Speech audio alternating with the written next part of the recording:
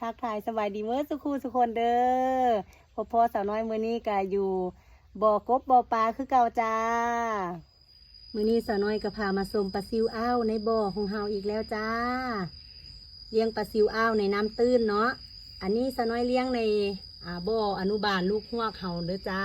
แต่ตอนนี้ลูกฮวกเฮาเพิ่นเป็นกบแล้วค่ะขึ้นมากินอาหารเป็นกบหมดแล้วอันนี้เป็นบ่อรุ่นแรกเลยจ้ะที่เขาเอามาปล่อย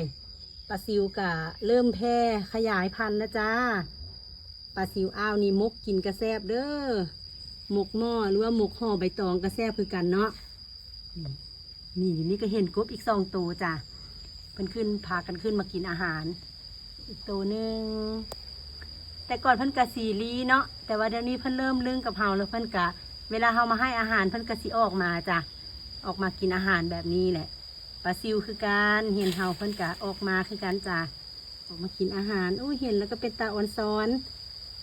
เฮ็ดไว้สร้างไว้เนาะคลังอาหารของเฮาในอนาคตจ้าเพื่อบัดเฒ่าบัดแก่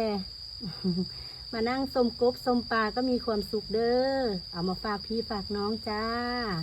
ธรรมชาติในบ่อกบบ่อปลาโอเคไปแล้วเอาความสวยงามของบ่อปลามาฝากพบกันใหม่คลิปหน้าเด้อบ๊ายบาย